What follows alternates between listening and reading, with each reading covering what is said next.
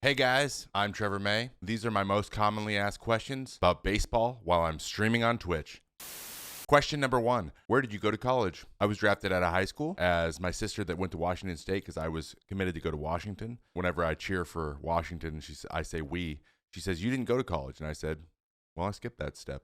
When were you drafted? I was drafted the last pick in the 4th round in the year 2008, way back when the iPhone 2 was out. Favorite pitch, high cheese, aka fastballs up. Fastest pitch. Well, I go by the TV gun, and on the TV gun last August against the Atlanta Braves, I hit 100 on the TV. No one's ever going to take that away. I have video proof, and I don't care if it was actually 99.9. I'm going with 100. I threw 100. I threw 100. You can't take it away. Stop it.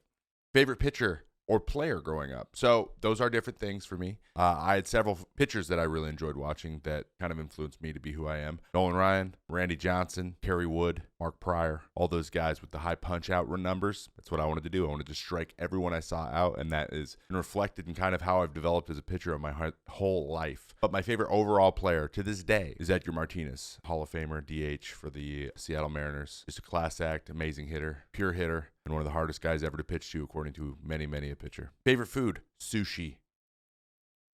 Sushi. First player to hit a homer off you. It was I think it was like 595 feet. Chris Davis, that is the Orioles' Chris Davis, the year he hit 52. I have to say that just so that everyone knows that it was the year he hit 52 home runs. I was just one of 52. But it was a grand slam in my 3rd or 4th Major League start, and it felt real bad. First strikeout was in my 2nd ever appearance. It was a relief appearance against the Astros, and I struck out my ex-teammate looking Robbie Grossman, which is not easy to do. If anyone knows Robbie, he's got a pretty good idea of the strike zone and does not strike out looking very often. Favorite place to visit or favorite away city to go to? Love going to Boston, love going to Chicago. Those are 2 of my favorite places just because they're cool cities and they got a lot of things to do. Why no robo-umps? So I know a lot of people are really, really adamant that having a robotic umpire is the most important thing in the world. But here's my opinion. Let me give it to you a little bit differently. Human beings playing against other human beings need to be officiated by other human beings. It creates drama, it creates storylines, it creates things to talk about after the game's over, before the game started. You know, who's out there, you know, what their tendencies are. It's another level of skill. It would also take away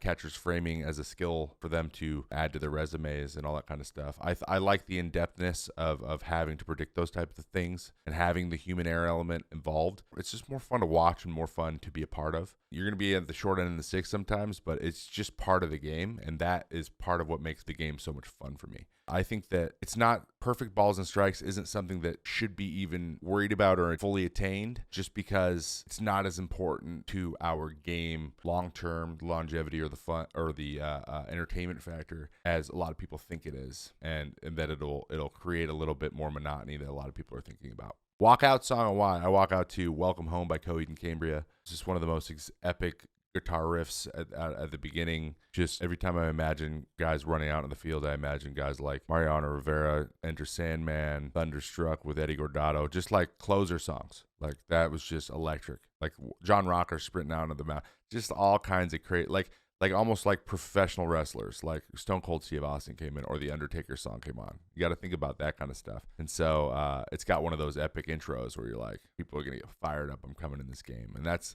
one of the most fun things about being in the major leagues is having one of those songs. Last time you batted, I batted in 2015. I have 3 at-bats. I struck out all 3 times. I've only fouled the ball off, never put it in play, and I'm terrible. Johnny Cueto once threw me a front door cutter 0-2 and struck me out, and it felt real bad. And hitting's hard. Plans after baseball. I want to get into media. I want to either get into media as part of what I do, and I want to own and operate my own businesses. The idea of building businesses, making educated decisions, being data driven, all those things are things that just are like part of my DNA, and I'm interested in putting a lot of my time and effort. No, I have this idea that like I'm not going to be outworked, and in order to build successful businesses, it takes insane amounts of work, and I have no qualms doing that. So I think that would be a lot of fun for me, and it'd fill that gap that baseball is going to leave for sure. Thoughts about COVID-19 and baseball. I think, in my honest opinion, that though we provide lots of entertainment for a lot of people and we're a staple in a lot of people's lives, it's so important that we just listen to the people that know more about this than we do